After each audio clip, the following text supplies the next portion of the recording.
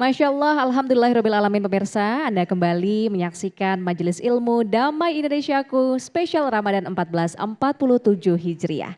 Kita masih dalam sesi tanya jawab, saya kembali akan mempersilahkan jamaah untuk bertanya kepada guru-guru kita. Dimulai dari jamaah ibu-ibu, ini ada Kakak Farah ya yang akan bertanya kepada guru kita. Boleh berdiri Kak Farah, dan apa ini pertanyaannya? Silahkan. Izin bertanya, di zaman sekarang ini kan suka ada perbedaan pendapat antara orang tua sama anak ya.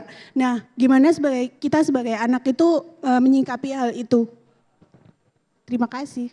Baik, gimana menyikapi perbedaan pendapat dengan orang tua, begitu ya Kak Farah ya? Baik, ini yang menjawab Kiai dulu ya, Kiai Haji Sumarno Syafi'i, boleh silahkan menjawab pertanyaan dari Kak Farah. Ketika kita melihat ada perbedaan pendapat, apalagi orang tua, lalu apa yang kita harus lakukan? Paskut, diam dulu. Jangan kepo. Ini kan kadang-kadang kita nggak tahu bagaimana permasalahannya dan nggak bisa memberikan solusi jawabannya, kita kepo.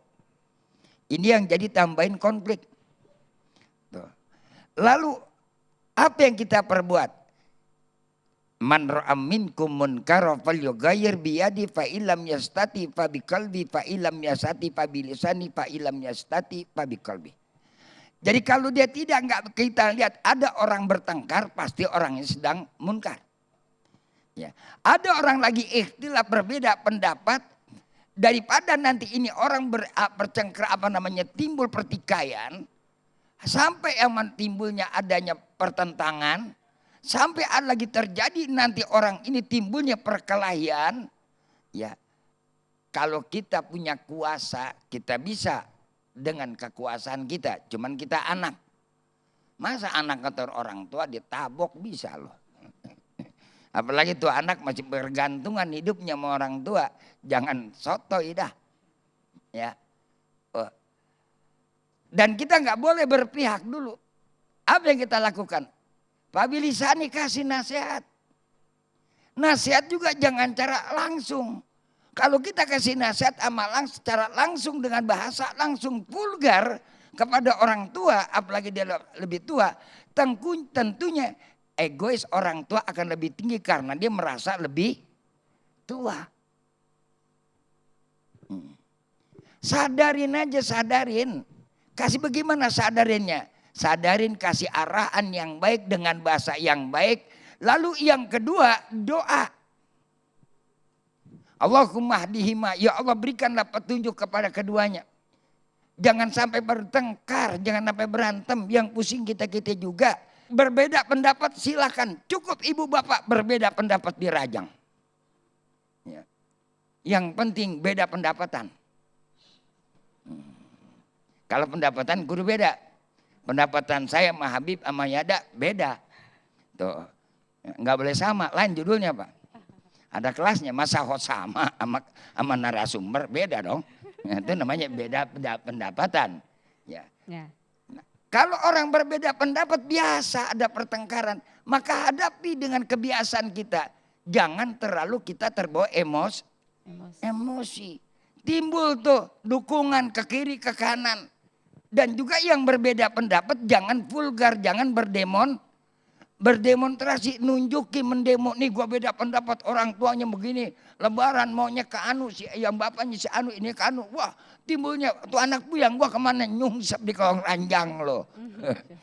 Baik, jadi yang pertama kita harus tenangkan diri kita dulu begitu ya Kiai ya. Tenangin dulu diri kita, jangan kita mau kepo. Yang kedua adalah kasih arahan cara yang baik dengan bahasa yang tidak vulgar. Yang ketiga doa. Oke, beri nasihat yang santun dan doakan orang tua kita. Baik, terima kasih Kiai Haji Sumarno Syafi'i atas jawabannya. Semoga menjawab ya Mbak Farah ya. Nah selanjutnya dari jamaah bapak-bapak ini ada Mas Amarendri ya yang akan bertanya. Boleh berdiri Mas, silahkan sampaikan pertanyaannya. Bismillahirrahmanirrahim. Assalamualaikum warahmatullahi wabarakatuh. Waalaikumsalam warahmatullahi wabarakatuh. Perkenalkan nama saya Amar Endri. Di sini saya mau bertanya. Tadi di awal Bapak Kiai sudah mengingatkan Ramadan semakin berlalu.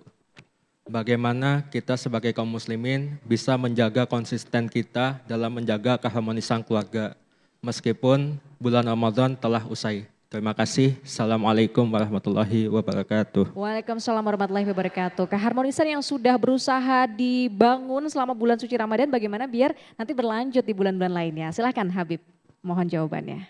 Subhanallah, ini pertanyaan bagus sekali.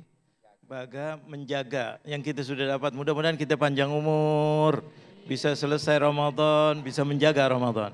Inilah kemabruran atau keberhasilannya orang dalam Ramadan dilihat setelah Ramadan. Kalau kita betul-betul Ramadannya baik, tidak baik, kita hasilnya setelah Ramadan. Makanya Rasulullah dan para sahabat itu, ya Allah menangis Ramadan, itu kalau sudah lalu menangis terus, kepingin Ramadan terus. Kepingin hari-hari yang ke depan itu adalah Ramadan. Jadi bagaimana caranya untuk menjadikan kita itu istiqomah? Yang biasa dibuat di dalam Ramadan jangan ditinggalkan. Ngaji sudah banyak, sodakoh banyak, sholat berjamaah. Kecuali satu yang ditinggalkan dan harus ditinggalkan, yaitu sholat taraweh. Jangan habis Ramadan terus pingin seperti Ramadan katanya. Terus buat taraweh lagi. Waduh bahaya ini. Tapi kalau yang lainnya kerjakan, teruskan. Namanya istiqomah.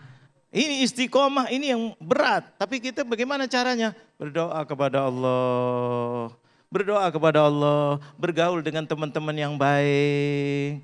Bergaul dengan orang-orang yang soleh. Teruskan baca Qur'annya. Teruskan kelembutannya. Jaga diri kita. Itu dengan itu insya Allah mudah-mudahan Allah bimbing kita terus istiqomah.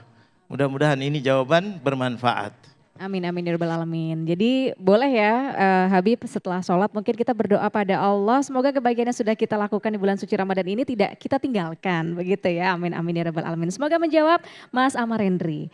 Baiklah pemirsa, usai jeda pariwara berikut ini kita akan berdoa dan juga bermuhasabah bersama dengan guru-guru kita. Tetap bersama kami di Majelis Ilmu Damai Indonesiaku spesial Ramadan 1447 Hijriah.